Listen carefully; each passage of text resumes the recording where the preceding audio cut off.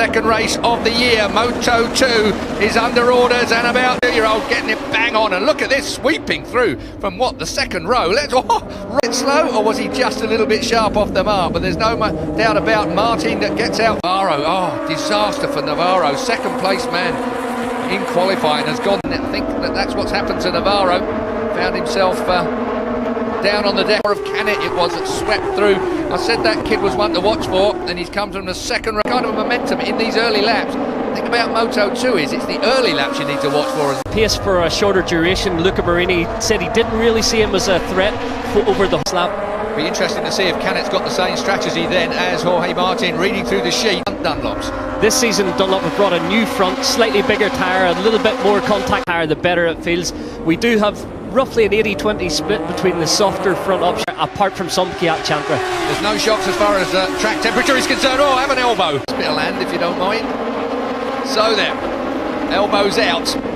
Keep every bit of it as we go back to the start. Wow, look at... But from the front row, Navarro drops all the way down. He's the middle of your shot. Just watch the rear. That looked to you like he took his handlebar. Just hooked the handlebar in his leathers and the handlebar hooked the arm, and down he went. Nothing you can do about that. Out front, Jorge Martin from Aaron Canet, from Luca Marini. Tatsuta Nagashima, the winner of leads the World Championship after one round back in Qatar, way back on March the 8th. After that contact with Schroeder down the front straight, but looking good. Schroeder's never won, but he's looked fast, and I wonder whether he'll carry that forward into this race again. The neatness of the Moto3 rider clashes with the slightly more forceful mode. Shifted Canet off his line. Nagashima's still fourth, Sam Lowe's still fifth. Bezecchi, so gets fifth place from Bezecchi. This race as well, it looked good throughout the week. It's all about race pace with Moto2. Jake Dixon is going to be doing a long lap penalty. Well, his lure doesn't put him in a decent place at all. Jake Dixon then 16th at the moment, just outside the point. How to make some places up by the end of the race, but it won't be what he wanted, that is for certain. So he's going to lose a lot of track position in terms of place. He's in there at 16th in that group with but unfortunately he's made that indiscretion, jumped the start ever so slightly. He was a little bit too had to take that long lap penalty and lost about 8 places. The only good thing, I suppose, is so Jake Dixon will be taking that long lap in a while. We'll see that. I'm sure the third place. Aaron Canet now fourth. Bezecchi fifth. Schroeder has come up ahead of Sam Lowe's as well. But Sam now in 7th place. So there, did he get in the wrong gear? I think he looked like he had a little bit of a rear moment exiting the last corner. Down the front straight, and he was elbowing the rear end of Marcel Schroeder. But anyway, that was right at the beginning. Marini looking for a way around the outside. That'll be brave. Just in the straight, that's not actually dirty when you put your elbows out, that's protecting your controls almost. You give yourself Zeki and Navarro, when your controls are exposed, if you like, it's easy to tangle. Ping your brake lever the wrong way and you've not got one at the next stopping point. So through, and your pole man has gone back into second place. His teammate Nagashima is right there. Nagashima's in a hurry to get through here on his teammate Jorge Martin. Perhaps move away from this group. He's looked fast and smooth throughout the weekend, always putting in consistent runs. KTM have pulled out of their programme of chassis for Moto2, so they are running Calac chassis right there. The rookie, only in his second Moto2 race, on the 44 machine, is right there in 4th place still. Bezecchi, I wondered how he performed this weekend with that injury he's got. It looks uncomfortable when he's walking about. Perhaps the injury itself isn't painful, but you will compensate with the muscles rather than loading that damaged ankle. So I'll watch Bezecchi with interest as this maintain this performance and perhaps not use too much energy in the early laps. He could be ready hard at the moment trying to get past Aaron Canet. Aaron Canet doing a great job as he gets used to Moto2 power. From Moto3 up towards MotoGP. He moved closer to MotoGP spec certainly, and moved away from Moto3. So a Moto3 rider making a jump up into Moto2 is a big step from that 250cc single-cylinder Moto3 engine. It doesn't have a lot. I've seen John McPhee and Albert Arena spoke about it. A little bit of wheel spin in the Moto3 guide is more now with a little bit more torque in these Moto2 engines. Marini easing away at the front. It's the one of them, and he's slowly easing away. So Luca Marini looking very good off 8. Marco Bezecchi, he also he's looking for, he puts him in the middle of the second row. So watch out for the number 72. Slowly. So Schroeder having got in front of him. Remy Gardner still in 8th place. Xavi Vierge there started in 9th. He is in ninth at the moment, so still to go in it. That's not where you wanted to end up, that is for sure. So and he's been on the ground several times this weekend. Well, Somkiat Chantra, he went on the ground yesterday, and then the bike bounced off fairly sore, I would have thought by now. Front straight, 72 Bezzecchi looking at the man in front. Can he make that pass? Nagashima, winner of Qatar, surfing, if you remember, in the rain that time when he bike surfed across our screens. In that Honda Team Asia, the Mitsu squad, and being a Japanese rider in there, I thought that was the problem. He wasn't at home.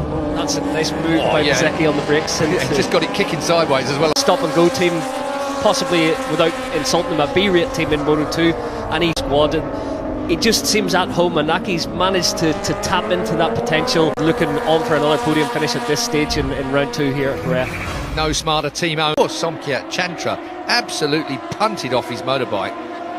Unfortunately, trailing that break in there, trying to pull it down. Oh. That is. He's going to need helping up on his ankle, that is for sure. So Bezzecchi hopefully hasn't made that any worse. So so Marco Bezzecchi fancied himself certainly for a podium. If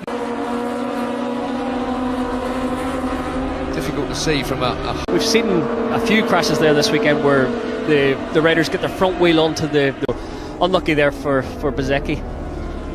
So Marini out bike, the pole man Jorge Martin.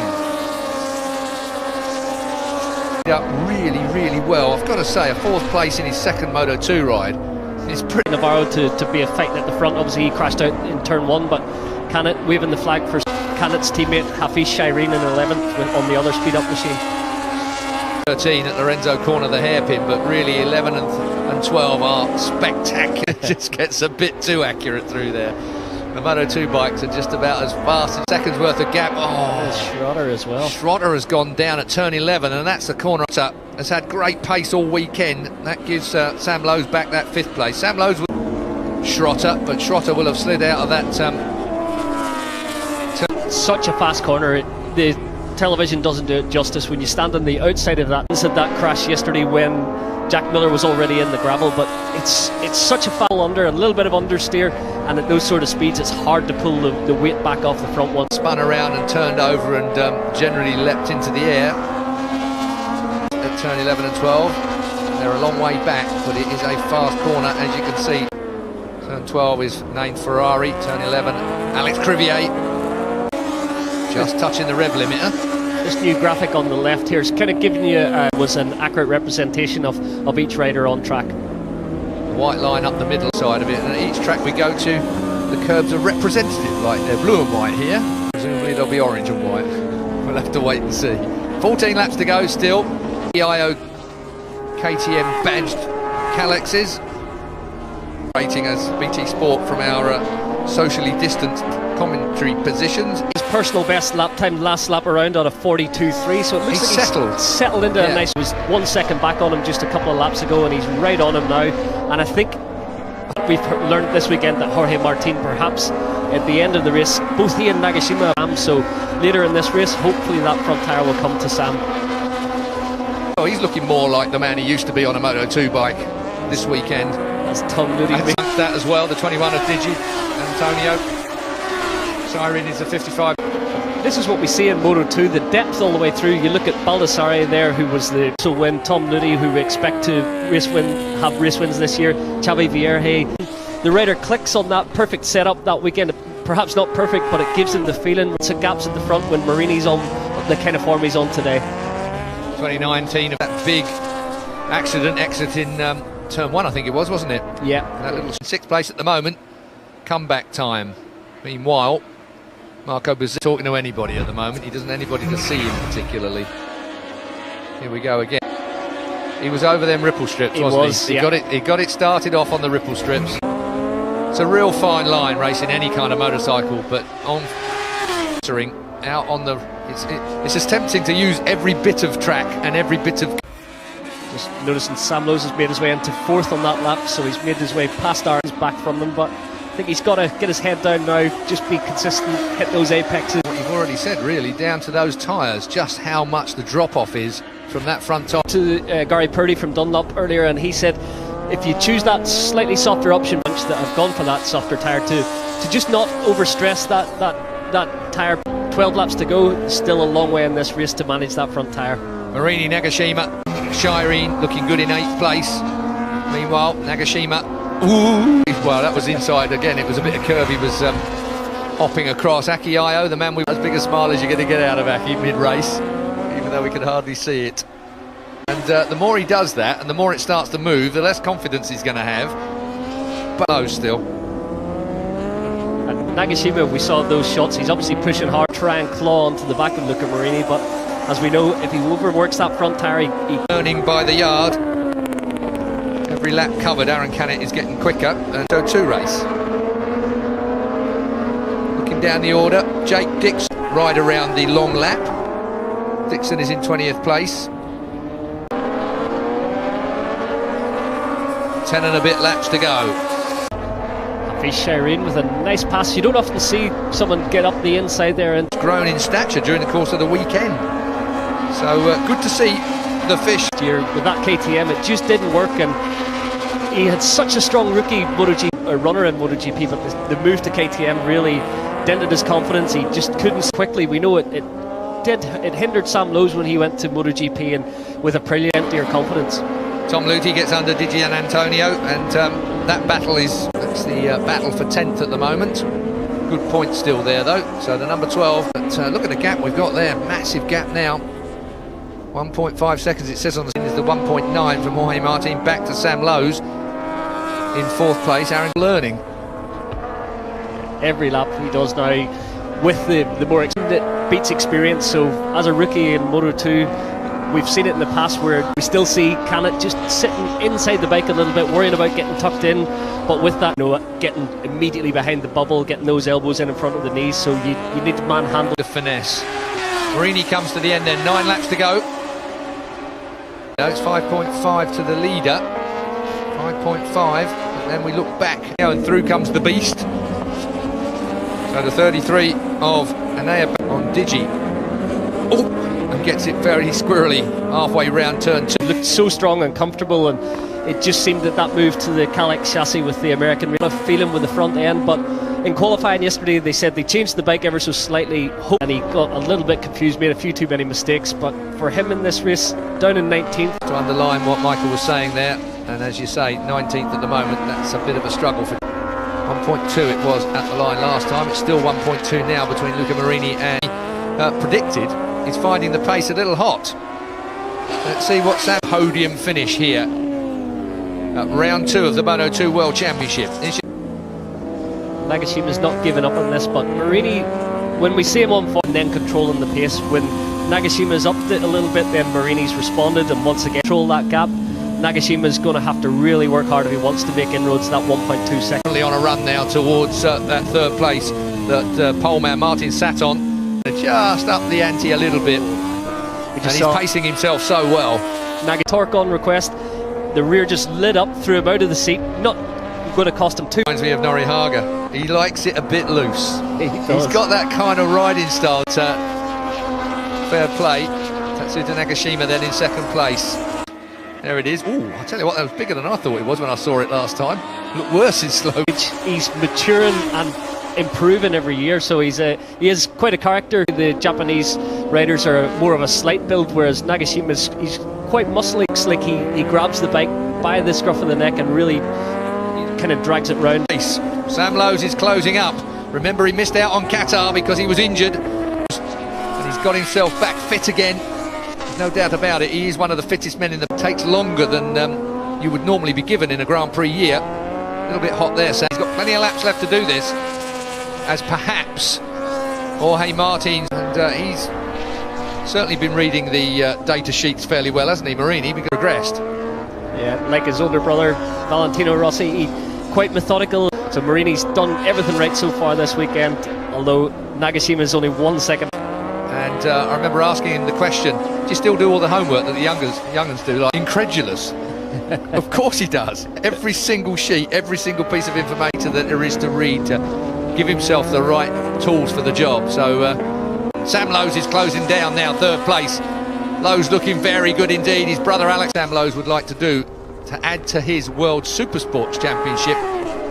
There, Sam Lowe's clutch lever has been bent up from that contact with Marcel Schroeder earlier in the race. Luckily on these bikes now they've got an auto blip system. They don't need to use the clutch to go back the gears, just automatically blips the engine, which takes the load off the gearbox and allows that gear shift. So although it might have been a bit disconcerting to start with, what's he done, his man in front of him now.